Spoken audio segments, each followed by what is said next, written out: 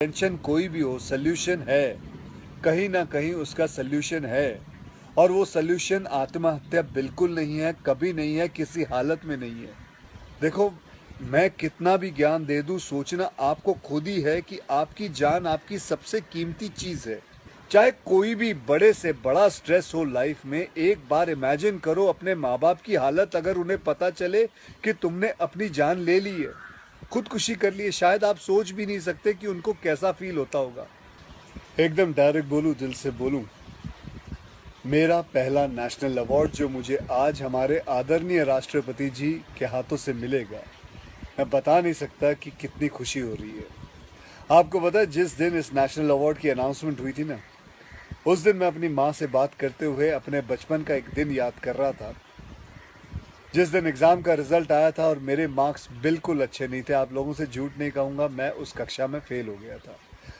Report card लाते हुए मैं ये सोच रहा था कि आज घर में बड़ी कुटाई होने वाली है यार। उस दिन मेरे पिताजी ने मुझे सामने बिठाया और बड़ी शांति से कहा, देखो बेटा, तुम करना क्या चाहते हो, ये बताओ मुझे, बताओ करना क्या चाहते हो। मैंने कहा, पापा, मैं स्पोर्ट्स में मन लगता है मेरा, मैं खेल कूद करना चाहता हूँ, खिलाड़ी बनना चाहता हूँ। उन्होंने कहा, ठीक है, फिर उसमें ध्यान दो, हम सपोर्ट करेंगे, साथ में थोड़ी पढ़ाई भी करो। आप विश्वास नहीं करोगे, खेलते खेलते मैं मार्शल आर्ट करने लग गया, मैं मॉडलिंग में आ गया, एक्टिंग शुरू कर दी। उन्होंने हर चीज़ में मुझे सपोर्ट किया। अगर उस दिन मेरे पेरेंट्स ने ये ना समझाया होता कि मेरी स्ट्रेंथ किस चीज़ में है, तो आज मैं सोच भी नहीं सकता कि ये नेशनल अवार्ड कभी मेरे हाथ पे होता।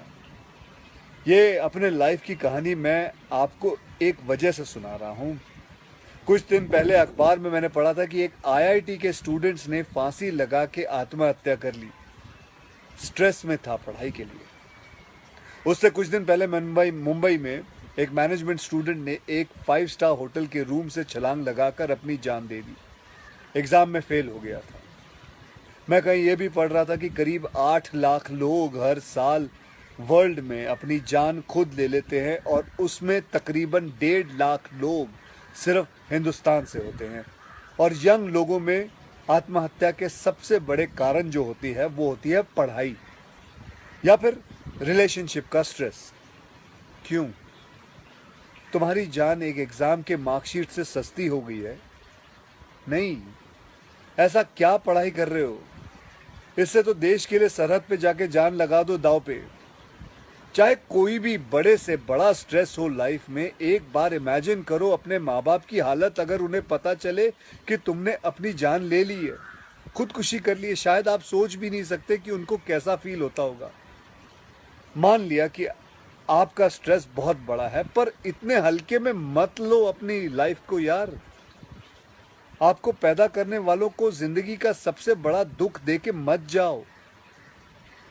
और पेरेंट्स से भी यही कहूँगा, यही पूछना चाहूँगा कि कहाँ गए वो ज़माना, कहाँ गया वो ज़माना जब आप लोग अपने बच्चों के साथ डिनर टेबल पे बैठ के बातें किया करते थे, पूछा करते थे कि कैसा चल रहा है, आपके दोस्त कैसे हैं, पढ़ाई कैसी चल रही है। आज आपका बच्चा आपको अपना स्ट्रेस कैसे बताएगा जब आप भी अपने फ़ोन में आंखें गाड़ के बैठे हो और आपका बच्चा भी फेसबुक पे फ्रेंड्स ढूंढ रहा है।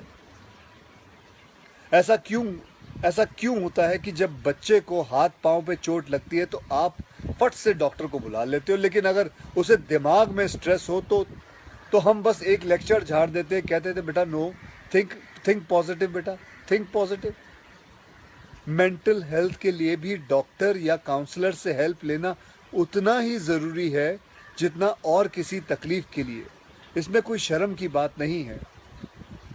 देखो, मैं कितना भी ज्ञान दे दूं, सोचना आपको खुद ही है कि आपकी जान आपकी सबसे कीमती चीज़ है। कोई स्ट्रेस आए ना तो उसको बोल देना बहुत अच्छा है। अपने अंदर घुलना, उसको अंदर रखना, दबा के रखना बिल्कुल नहीं। किसी दोस्त को बोल दो या अपने माँ बाप से शेयर करो। मेरे एक फ्रेंड ने उस दिन व्हाट्सएप पे एक बहुत काम की बात फॉरवर्ड की थी।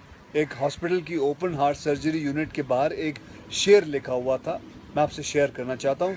वहाँ लिखा हुआ था कि अगर दिल खोल लेते अपने यारों के साथ तो आज खोलना ना पड़ता औजारों के साथ।